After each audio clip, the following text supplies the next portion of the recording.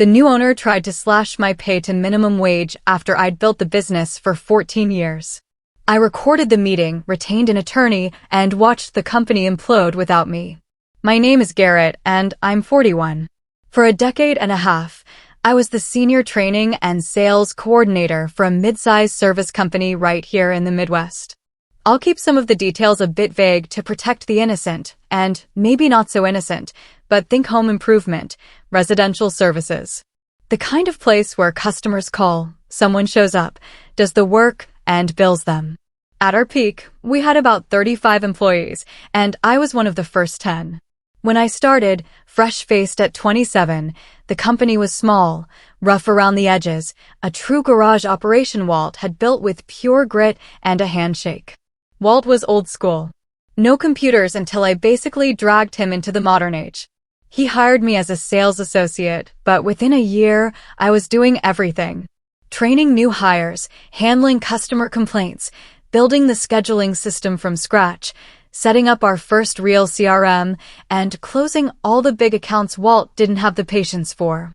And when I say I built the business, I'm not exaggerating. When I started, we were doing about $280,000 a year in revenue. By the time everything went down 14 years later, we were at a staggering $1.6 million. Same service area, same customer base. The difference? My systems, my people, my sales processes. Walt was the foundation, but I was the framework. I created the training program that turned random hires into reliable service providers. I built the referral system that kept customers coming back. I engineered the upsell protocols that doubled our average ticket. And I did all that while being the company's top individual salesman for 11 of those 14 years. Walt appreciated me in his own quiet way. He wasn't one for big speeches or hugs. He'd just nod, say good work, and every now and then slide me a bonus check around the holidays. They weren't huge, $1,200, $1,500, but they were consistent, and I knew they came from a genuine place. Walt only rewarded those who truly earned it. My wife, Danielle, she's been my absolute rock through everything. She works as an admin coordinator at a dental practice, and between the two of us, we were comfortable. Not rolling in money, not struggling either. Mortgage on a 3-bedroom house, 1 car payment, a dog named Ringo. Not because he fetches rings, though he does fetch socks, which is close enough. We were the kind of comfortable where you don't fret over grocery prices, but definitely think twice before buying a new couch. Then, about 2 years ago, Walt decided to sell. His health wasn't great. Bad back, knee problems, the kind of accumulated wear and tear from 30 years of physical work. His kids weren't interested in taking over, so he found a buyer. The sale took about 4 months. One afternoon, Walt pulled me aside in the parking lot, just lingering by his truck. He finally said, "Garrett, whoever buys this place, you're the reason it's worth buying." I hope they understand that. I told him I hoped so too. He assured me, "I told them about you. Told them you're the most important person in the building." I appreciated that, and I still do. But telling someone your value and making them contractually obligated to respect it are two very different things. Walt did one. He should have done both. The buyer was a woman I'll call Margot. She came from a completely different world, retail management, running a chain of home goods stores. She'd gotten a payout when her chain was bought out and decided to invest in a local service business. Her words. She looked at our revenue numbers, our customer retention rates, and thought she was buying a turnkey operation. What she never understood, what she never even bothered to learn, was that those numbers were me. Not the brand, not the location, not the equipment. Me. My systems, my relationships, my training programs, my sales approach. Take me out, and the whole thing was just some guys with trucks and a phone number. Walt introduced me to Margot during the transition. I shook her hand, showed her around, explained the entire operation. She nodded along, tapping away notes on an iPad. She asked how many units we moved per quarter. I just stared at her. I said, "We don't really think of it that way. We have about 400 active customer accounts, and our average annual revenue per account is about $4,000. She looked at me like I'd spoken a different language. "So, we're not tracking unit velocity?" she asked. I replied, "We're tracking happy customers who keep calling us back." She just made a note on her iPad and didn't ask me another question that day. It was clear she just didn't get it. The first 6 months under Margot's ownership were a slow, painful descent. She didn't make huge changes immediately. I think she was still observing, or maybe trying to figure out what she'd actually bought. But the signs were there. She raised prices by 15% across the board without asking anyone who actually dealt with customers if that was a good idea. It wasn't. We lost about 30 long-standing accounts in the first quarter alone. Customers who'd been with us for years called me personally to say they were going elsewhere. I couldn't blame them. I would have done the same thing. Then she cut the holiday bonuses. Not reduce them, cut them to zero for everyone. She claimed the company needed to redirect resources toward growth initiatives. When I asked what those growth initiatives were, she said she was still developing the strategy. No bonuses, no strategy, just a vague promise and a tighter budget. She also stopped approving the materials I'd been using for training. I had a whole onboarding system, binders, checklists, even video walkthroughs I'd recorded on my phone. Margot declared they looked unprofessional and said she'd hire someone to create branded onboarding content. That someone never materialized, so new hires got nothing. The quality of work started slipping dramatically. She even restructured the scheduling system I'd spent years building. I had a carefully crafted rotation that balanced workload, travel time, and customer preference. Some customers even specifically requested certain technicians. Margot replaced it with a first available model that dispatched whoever was closest geographically, regardless of their skill level or relationship with the customer. Within a month, we had 2 situations where a junior tech was sent to a complex job they weren't qualified for. Both resulted in costly callbacks, and one even ended in a refund. Mrs. Patterson, a customer of 9 years, called me personally, her voice dripping with disappointment. "Garrett, what happened? That was not the service I'm used to." I apologized, explaining we were going through changes. She just said, "Changes aren't supposed to make things worse." Around this time, I started keeping a personal log. Not for legal purposes yet, just for my own sanity. A Google Doc where I jot down what happened each day: prices raised, bonuses cut, training canceled, scheduling broken, quality slipping. I called it the descent. Danielle read some of it one night and said, "Garrett, this reads like a horror story." I told her it is one. I'm just living in it. Through all this, I kept doing my job. I kept closing sales. I kept training the guys who needed it, using my own materials, on my own time. I kept the referral system running. I kept customer relationships alive. And every month, the numbers stayed relatively stable, not because of anything Margot did, but in spite of everything she did. One thing that happened still makes me shake my head. About 3 months after she took over, Margot held a team-building event. She rented a conference room at a hotel, blew about $2,000, and made the entire staff sit through a 4-hour presentation about company vision and values. She had slides. She had a mission statement she'd written. There was a quote from some business guru on every other page. At one point, she declared, "Our competitive advantage isn't what we do, it's how we do it." And I just thought, no. Our competitive advantage is relationships. It's the fact that when Mrs. Patterson calls, she gets me. When Mr. Volkov has an emergency, I pick up the phone. When a new hire doesn't know how to handle a tricky situation, I walk them through it. That's not a mission statement. That's just showing up. But you can't put "just show up" on a PowerPoint slide, I guess.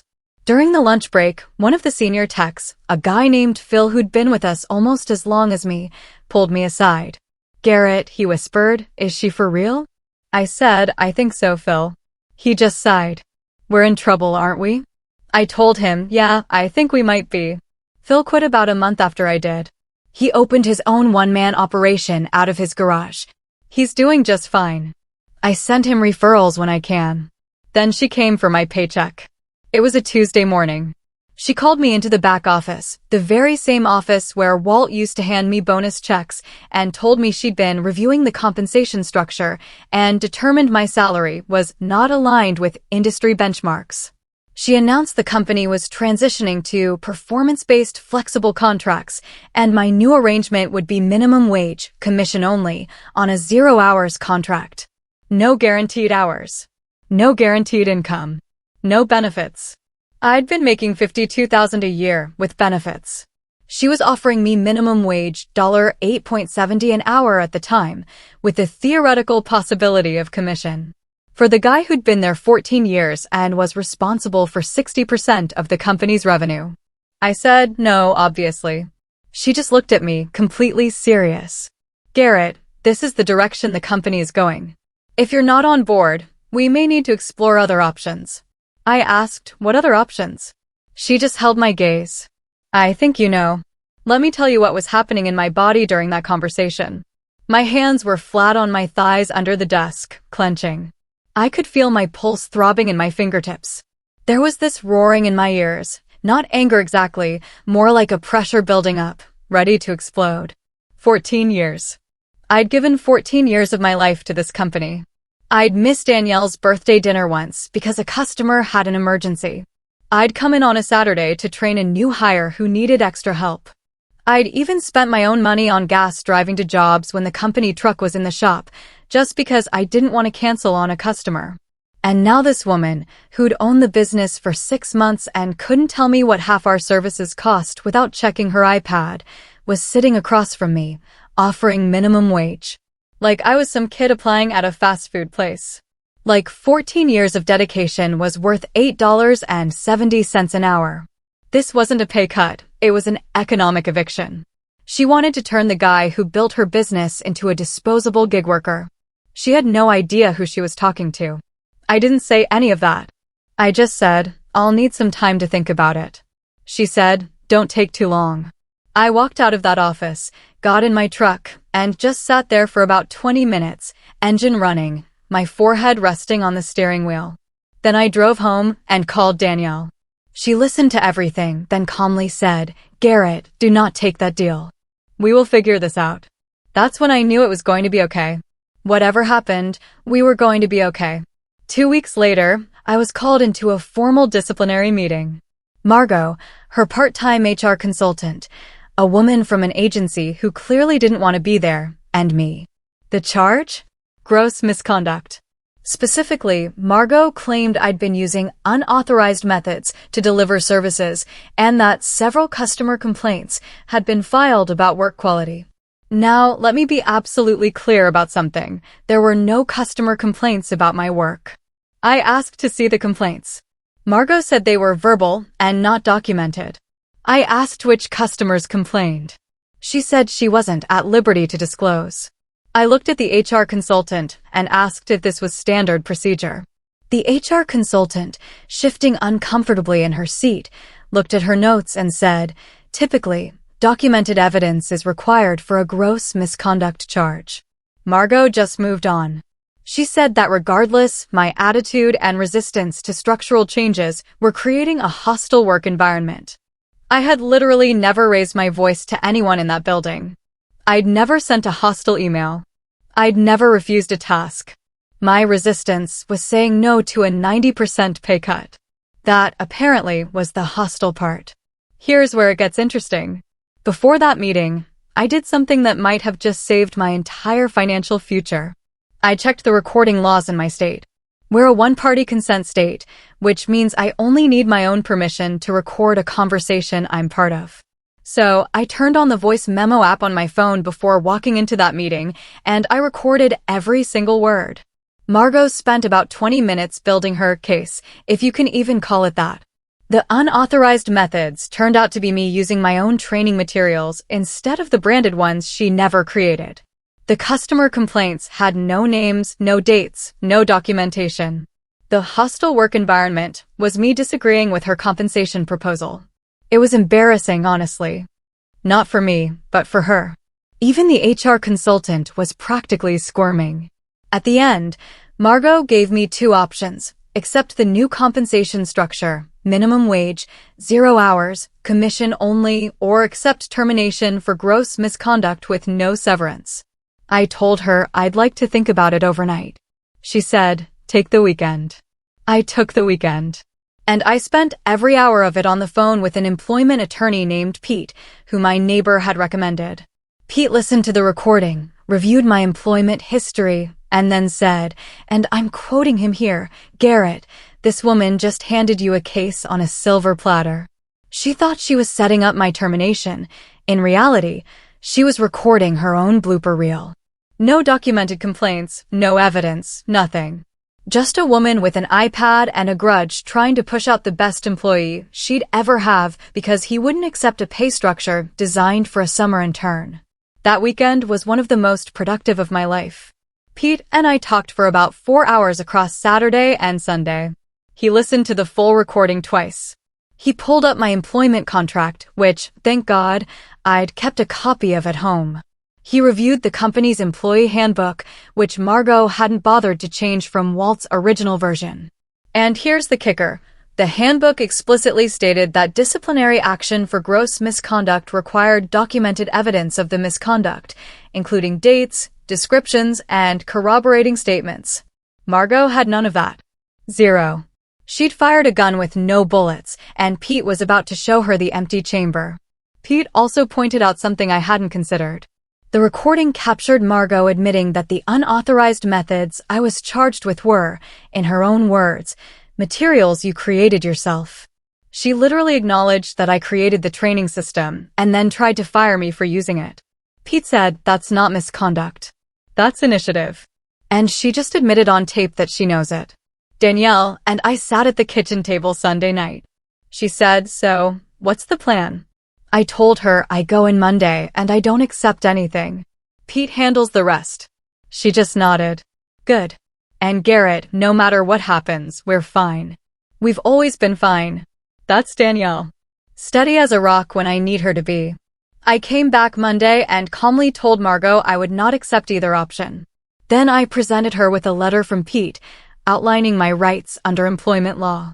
It specifically stated that terminating a 14-year employee for fabricated gross misconduct without documentation constituted constructive dismissal and potential wrongful termination. The letter also mentioned the recording. Margot went pale. I mean pale. Like someone had turned her brightness setting down to about 30%. She stammered, asking when I'd recorded the meeting. I said, during the meeting. One-party consent state. She said, "You can't do that." I just replied, "Pete says I can. Call him if you'd like." She did not call Pete. She looked at her HR consultant, who was studying her notes with the intensity of someone trying to teleport out of the room. Nobody spoke for about 8 seconds. 8 seconds doesn't sound long.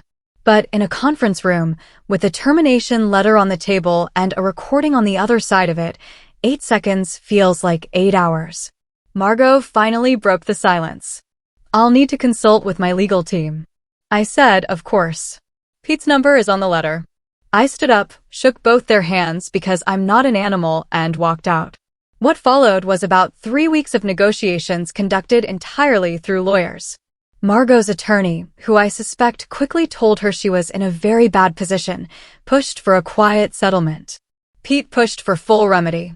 In the end, we settled on a separation package that included 12 weeks of paid notice at my current salary, not minimum wage full payout of accrued benefits and unused vacation, a neutral reference letter, and a confidential settlement figure that I can't disclose, but I will say this. It had 5 digits, and the first one wasn't a 1 or a 2.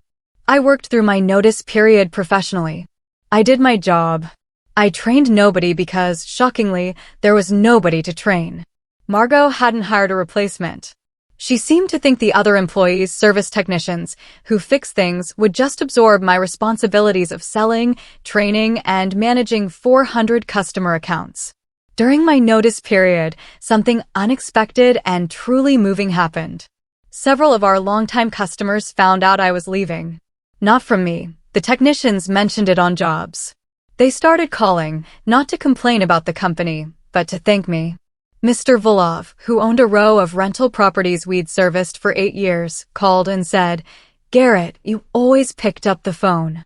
That mattered.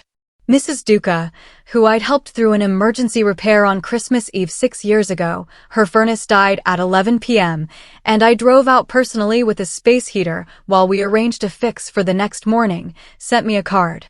It said, "Some people just show up. You always showed up." I'm not going to lie, I teared up at that one. Danielle found me reading it at the kitchen counter and didn't say anything. She just stood next to me for a minute and then went back to whatever she was doing. That's love. Not big gestures. Just standing next to someone when they're feeling something. One customer, a guy named Hank, who ran a small restaurant and had been with us since year 2, did something I still can't believe. He called and asked if I needed a job reference. I said I appreciated it, but I was a vendor, not an employee of his. He said, "I don't care. You want me to write a letter saying Garrett is the most reliable person I've ever worked with in any capacity? Because I will. I'll write it right now." He sent me the letter the next day. 2 pages. I keep it in my desk drawer.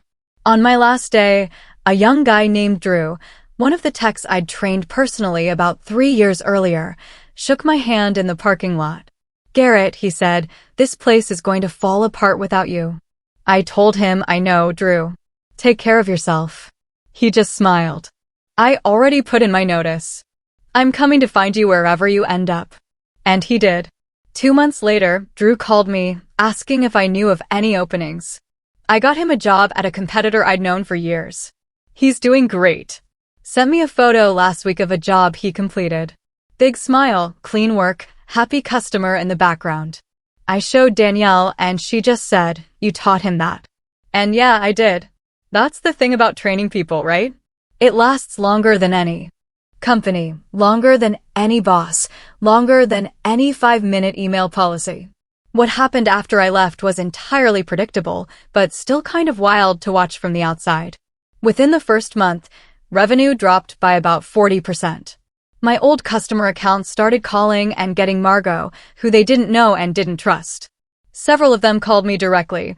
They still had my cell from years of working together and asked where I'd gone. I told them I'd left the company and wished them well. I didn't poach. I didn't need to. About 20 of them left on their own within 3 months. Margot's replacement for me was herself. She tried to handle sales and training while also running the business. She sent mass emails to our customer list, something I'd specifically never done because it felt impersonal and our customers valued the personal touch. Those mass emails had typos. Multiple customers told me about them. One guy, a regular named Bill, who'd been with us for 11 years, forwarded me one and said, "Is this a joke?" It was not a joke. It was just bad. The training gap was even worse. New hires who came in after me had no onboarding system, no materials, no mentor. One of them showed up to a customer's house and didn't even know how to use the equipment. The customer called Margot, who apparently blamed the employee. The employee quit the next day. I heard Margot went through 4 new hires in 3 months. None lasted more than 6 weeks. About 5 months after I left, I heard through Drew that Margot was trying to sell the company. She'd listed it with a business broker at about 70% of what she'd paid for it. The broker, I heard, bluntly told her the valuation was low because the key revenue-generating personnel had departed and the customer base had significantly eroded. I imagine that was a fun conversation. I also heard through Hank, the restaurant owner who wrote me that amazing reference letter, that Margot tried to reactivate some of the customer accounts that had gone dormant after I left. She sent personal letters to about 50 former customers, offering a loyalty discount to come back. 3 people responded. 3 out of 50. And 2 of those 3 called me afterward, asking if the company was desperate. I said I couldn't comment, but yeah, they were desperate. The business broker apparently told Margot that the company's value had declined by about 60% since she'd purchased it. 60% in less than a year.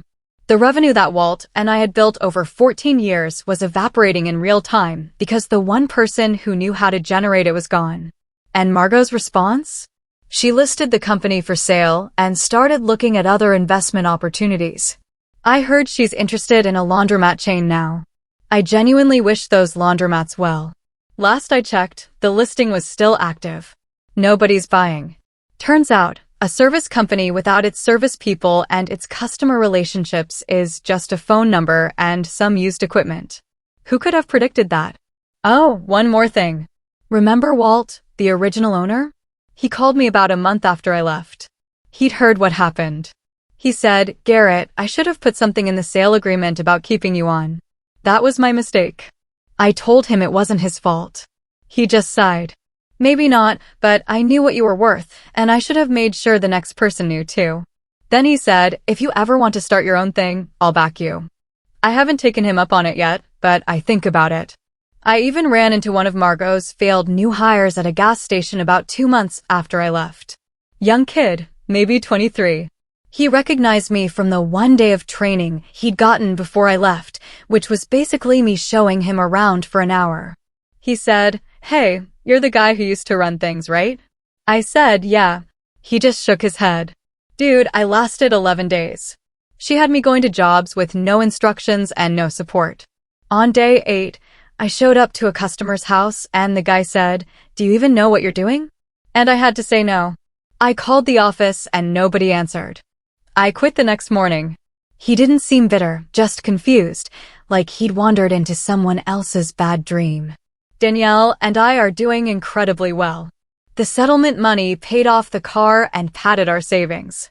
I'm currently working as a sales consultant for a larger company in a similar industry. Better hours, better pay, actual benefits. Ringo still fetches socks. We took him to the lake last weekend. First real outing we've done in months. He swam for about 3 hours straight and then slept the entire drive home. Danielle took a photo of him passed out in the back seat with his tongue hanging out and sent it to her sister with the caption, "Mood." I love that dog. I love that woman. And I love that we're past this. Honestly, the whole experience changed how I think about work. I used to believe that loyalty was its own reward. That if you showed up, did your best, and built something real, the people in charge would see it and protect it. That's naive. The people in charge change. The new people don't know what you built. They just see a line item on a spreadsheet and think, "I can get this cheaper." You can't. But they don't know that until you're gone. Life goes on. Final update. Pete the lawyer sent me a message last week. He said, "Garrett, I use your recording in consultations now, not the actual audio, of course. I just described the scenario. It's my go-to example for how not to conduct a disciplinary meeting." I told him I was glad my pain could be educational. Danielle says I should write a book about what happened. I told her nobody wants to read about employment law. She just smiled. People want to read about a guy who stood up for himself. That's not employment law. That's just a good story. She might be right. She usually is. For anyone in a similar situation, here's my advice. Know your state's recording laws. Document everything. Keep copies of your work on your own devices when the company won't provide them. And never, ever accept a pay cut just because someone new walks in with an iPad and an attitude. You built what you built. That has value. Don't let anyone discount it. So, tell me, knowing everything I went through, would you have taken that minimum wage deal to keep the job? Or would you have done what I did? Curious what you guys think down in the comments. And hey, anyone know a good title for a book about getting fired by someone who doesn't understand what they bought? Asking for a friend.